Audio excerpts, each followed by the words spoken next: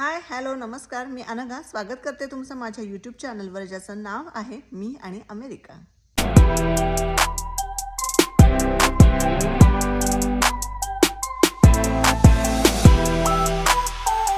अमेरिकेमधल्या विविध गोष्टींवरचे व्हिडिओ मी माझ्या चॅनलवर अपलोड करत असते. तर आत्तापर्यंत तुम्ही मला खूप छान रिस्पॉन्स दिला आणि खूप छान सपोर्टही करताय, तर thank you so much for that. तर असाच रिस्पॉन्स, असाच सपोर्ट मला करत राहा आणि त्यासाठी माझं चॅनल लाईक करा, सबस्क्राईब करा आणि शेअरसुद्धा करा. अमेरिकेमध्ये वाचन ह्या गोष्टीला खूप जास्त महत्त्व दिलेलं आहे. म्हणजे जसे आपल्याकडे शाळेमध्ये मराठी, भूगोल हे विषय असतात, तसाच अमेरिकेमध्ये रीडिंग हा विषय अगदी ज्युनियर KG पासून 12वीपर्यंत शाळेमध्ये आहे. आणि मुख्य म्हणजे ह्या विषयावर, रीडिंग ह्या विषयावर परीक्षासुद्धा या मुलांच्या घेतल्या जातात. तर मग हे रीडिंग वाढवण्यासाठी शाळेमध्ये तर लायब्ररी असतेच आणि ते सुद्धा अगदी फ्री, म्हणजे ह्याच्यासाठी तुम्हाला काहीही चार्जेस नाही आहेत. तर इथल्या ज्या पब्लिक लायब्ररी आहेत ह्यासुद्धा अगदी बघण्यासारख्या असतात. म्हणजे तुम्ही संपूर्ण एक दिवस या लायब्ररीमध्ये स्पेंड करू शकता, घालवू शकता. तर आज मी तुम्हाला दाखवणार आहे इथली टेक्सासमधली प्लेनो या गावातली डेव्हिस नावाची लायब्ररी. अमेरिकेमधल्या ज्या काही गोष्टी मला आवडल्या त्यापैकी सगळ्यात जास्त आवडलेली गोष्ट म्हणजे इथल्या पब्लिक लायब्ररी. इथे यायला मला एकूणच खूप आवडतं. आजसुद्धा मी आली आहे प्लेनोमधल्या पब्लिक लायब्ररीमध्ये. प्लेनो हे इथल्या गावाचं नाव आहे आणि आपण आलो आहे डेव्हिस लायब्ररीमध्ये. डेव्हिस लायब्ररीचा इतिहास असा आहे की ही 1998मध्ये बांधली आणि ह्या ज्या फोटोमध्ये दिसतात ह्या आहेत मिस डेव्हिस. तर यांच्या नावावरून ह्या लायब्ररीला नाव पडलं गेलं. ह्या लायब्ररीच्या 30 वर्ष डिरेक्टर होत्या.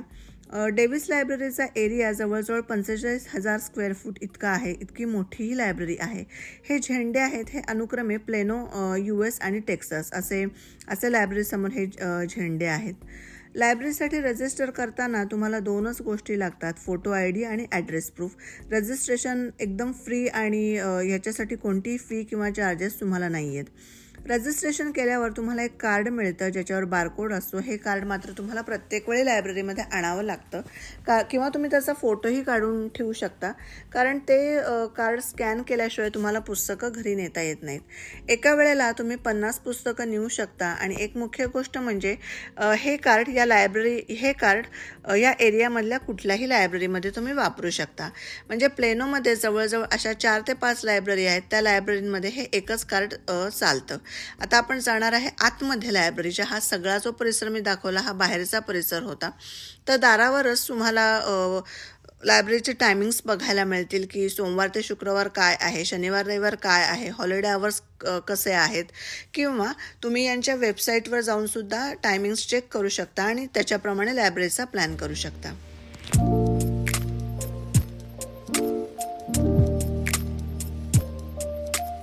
2022मध्ये ही लायब्ररी परत रिकन्स्ट्रक्ट केली गेली. 2022मध्ये आत्ता परत ह्याचं कन्स्ट्रक्शन झालं. साधारणपणे सगळ्या लायब्ररीचं स्ट्रक्चर हे तुम्हाला असंच बघायला मिळेल इथल्या टेक्सासमधल्या लायब्ररीमध्ये. बऱ्याच सगळ्या गोष्टींवर इन्स्ट्रक्शन्स ह्या लिहिलेल्या असतात, पण तरीसुद्धा इथे मदत करायला ह्यांचे असिस्टंट असतात किंवा इथली लोकंसुद्धा तुम्हाला मदत करतात. जेव्हा लायब्ररीमध्ये एंटर करता सुरुवातीलाच हे तुम्हाला पुस्तकं रिटर्न करण्याच्या 2 विंडोज दिसतात. ही पुस्तकं रिटर्न करायची ह्यांची पॉलिसी आहे की हा ग्रीन लाईट लागल्यावर तुम्ही इथे पुस्तक ठेवायचं आणि मग ते आतमध्ये जातं, पण दुसरं पुस्तक रिटर्न करण्यासाठी परत ग्रीन लाईट लागण्यासाठी तुम्हाला थांबावं लागतं. अशा या 2 विंडोज तुम्हाला लायब्ररीच्या एंट्रन्सलाच बघायला मिळतात. पुस्तकं रिटर्न केल्यावर मात्र ही लोकं पुस्तकं व्यवस्थित तपासून घेतात. रजिस्ट्रेशनची जरी काही फी नसली तरी जर का काही पुस्तक तुम्ही खराब केलं असलं तर यांचे फाईन मात्र जबरदस्त असतात. लायब्ररीमध्ये मुख्यत्वे 2 सेक्शन तुम्हाला बघायला मिळतात. एक ज्युनियर छोट्या मुलांसाठीचा आणि एक ॲडल्ट मोठ्या माणसांसाठी किंवा मोठ्या मुलांचा. तर आता आपण जाणार आहे ज्युनियर सेक्शनमध्ये, छोट्या मुलांच्या सेक्शनमध्ये. हा ज्युनियर मुलांचा सेक्शन सुद्धा बराच मोठा आहे किंवा इथे तुम्हाला फक्त छोट्या मुलांचीच पुस्तकं बघायला मिळतात, पण त्या पुस्तकांमधले प्रकार किंवा भरपूर पुस्तकं तुम्हाला बघायला मिळतात. जेव्हा ही लायब्ररी सुरू झाली तेव्हाच लायब्ररीमध्ये जवळजवळ 40,000 पुस्तकं होती. आता त्याहीपेक्षा वाढली आहेत. छोट्या मुलांच्या पुस्तकांमध्ये एवढे प्रकार असतात, म्हणजे फिक्शन, नॉन फिक्शन. हे मी इथे येऊनच बघितलं. फिक्शन म्हणजे काल्पनिक गोष्टी आणि नॉन फिक्शन म्हणजे ज्या सत्यकथा आहेत, लाईक हिस्ट्री, इतिहास असं. तर हे जे सगळे दिसत आहेत हे पुस्तकांचे स्टँड आहेत आणि प्रत्येक स्टँडवर तुम्हाला असं नाव दिलेलं किंवा लेबल दिलेलं दिसेल. तर त्याच्याप्रमाणे तुम्हाला पुस्तक शोधायला खूप सोपं पडतं. हे आयदर अल्फाबेटिकली असतं म्हणजे पुस्तकांच्या नावाप्रमाणे असतं किंवा पुस्तकांच्या प्रकाराप्रमाणे असतं. मुलांचा सगळ्यात इथला आवडता एरिया असतो हा इथला प्ले एरिया. जो प्रत्येक लायब्ररीमध्ये हा एरिया तुम्हाला बघायला मिळतो किंवा असतोच त्यांनी ठेवलेला. त्याच्यामुळे मुलं खूप खुश होतात. माझ्या जिजालासुद्धा त्याच्यामुळे लायब्ररीत जायला खूप आवडतं. तर भरपूर खेळणी असतात इथे आणि वेळेची मर्यादा नसते. एस्पेशली आता थंडीच्या सीझनमध्ये जेव्हा तुम्हाला मुलांना बाहेर नेता येत नाही पार्कमध्ये खेळण्यासाठी, तेव्हा लायब्ररी हा अगदी छान ऑप्शन असतो की भरपूर वेळ खेळा आणि भरपूर खेळणीसुद्धा असतात.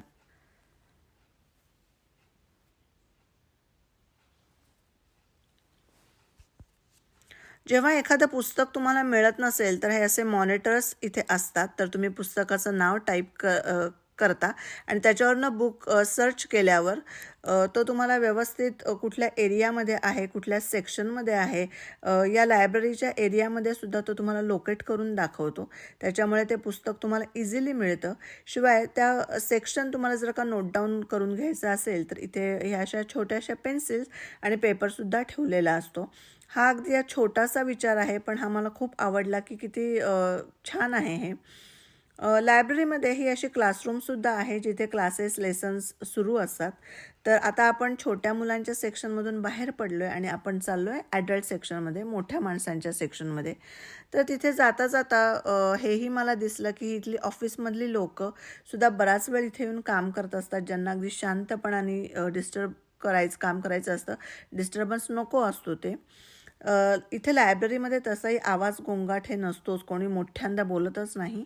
पण म्हणजे एकूणच लायब्ररीमध्ये सगळी शांतता असते. आपल्याला आल्या आल्या थोडंसं इंडियामधून ही गोष्ट विचित्र वाटते पण हळूहळू त्या शांततेची सवय होऊन जाते. हे आहे मोठ्या माणसांसाठीचं सेक्शन किंवा मोठ्या मुलांसाठीचं सेक्शन. हे सुद्धा स्टँडवर बाहेर नावं लिहिलेली आहेत. फिक्शन, नॉन फिक्शन, बायोग्राफी म्हणजेच आत्मचरित्र. तर ही सुद्धा भरपूर पुस्तकं तुम्हाला बघायला मिळतात इथे. एक गोष्ट मी इथे बघितली की इथली जी काम करणारी लोकं किंवा व्हॉलंटियर्स आहेत हे सतत पुस्तकं जागेवर ठेवणं, आपण रिटर्न केलेली जी पुस्तकं आहेत ती जागेवर नेऊन ठेवणं हे काम करत असतात. त्याच्यामुळे लायब्ररी पुस्तकं म्हणा हे छान मेंटेन राहतात, स्वच्छ राहतात. हे असे व्हॉलंटियर्स इथे असतात जे सतत काम करत असतात इथे.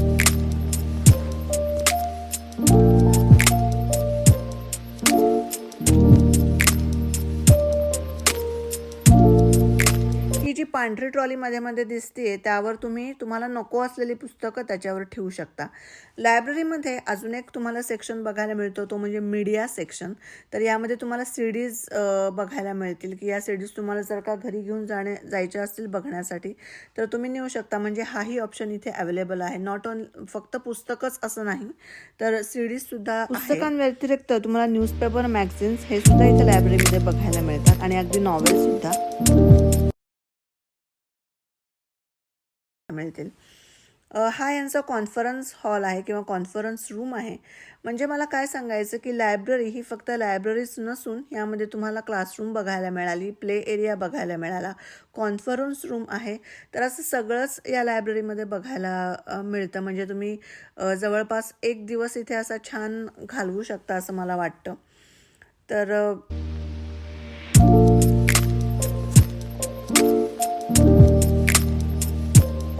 आता माझी सगळी बुक्स घेऊन झालेली आहेत आणि मला करायचं आहे चेकआउट. पुस्तकं ठेवण्यासाठी सुद्धा या अशा छान इथे बास्केट दिलेल्या असतात.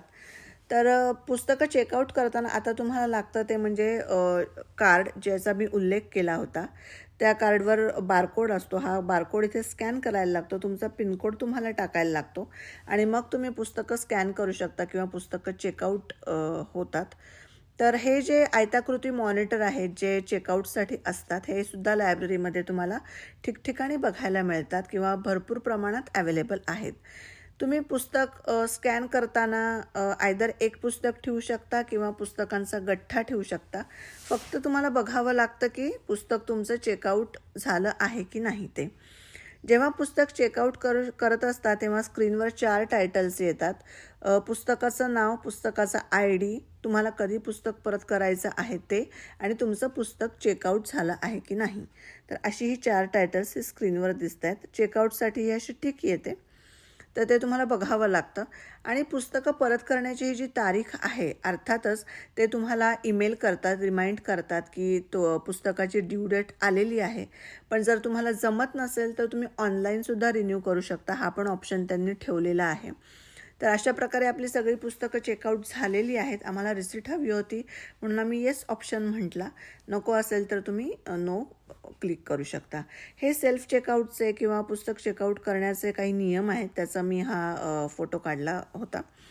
तर आता आपण लायब्ररीच्या बाहेर पडणार आहोत आणि अजून एक मला इथला आवडलेला ऑप्शन किंवा पद्धत म्हणू शकता आहे हा बुक ड्रॉप. हा बुक ड्रॉप तुम्हाला लायब्ररीच्या बाहेर दिसतो, जो पार्किंगच्या समोर असतो सर्वसाधारणपणे. तर बुक ड्रॉप म्हणजे काय, तर जेव्हा तुम्हाला एमर्जन्सी असते किंवा पुस्तकाची ड्यू डेट आलेली आहे आणि तुम्ही पुस्तक परत करायला आलाय पण लायब्ररी त्या दिवशी बंद आहे, तर तुम्ही हे बाहेरच्या बाहेर पुस्तक परत करू शकता. किंवा अगदीच तुम्हाला घाई आहे, आतमध्ये लायब्ररीमध्ये जायला वेळ नाही आहे, तेव्हासुद्धा हे बाहेरच्या बाहेर पुस्तक परत करून तुम्ही जाऊ शकता. हे ड्राईव्ह थ्रू तुम्ही म्हणू शकता की कारमध्ये बसूनसुद्धा हे पुस्तक परत करता येतं. ही अशी छोटीशी विंडो आहे बुक ड्रॉपची आणि जशी आतमध्ये पुस्तक रिटर्न करण्याची सिस्टीम आहे सेम तशीच सिस्टीम इथे सुद्धा आहे. पण हा छान पर्याय आहे जेव्हा अगदी तुम्हाला घाई असते तेव्हा. जिजाईसाठी मी जी काही पुस्तकं घेतली ती पुस्तकं तुम्हाला आता मी दाखवते. ही अशी पुस्तकं जी लेवल 1ची आहेत, म्हणजे सोपी पुस्तकं असतात जी तिला वाचलेली कळतात, आवडतात, चित्र बघू शकते, अशी पुस्तकं मी तिला सध्या घेते. पुस्तकं उघडल्यावरच पहिल्यांदा हा त्यांचा लायब्ररीचा शिक्का असतो, म्हणजे तुम्हाला कळतं की लायब्ररीची पुस्तकं आहेत. तर अशी आहे एकूणच टेक्सासमधल्या लायब्ररी, तिथली पुस्तकं आणि ही त्यांची सिस्टीम.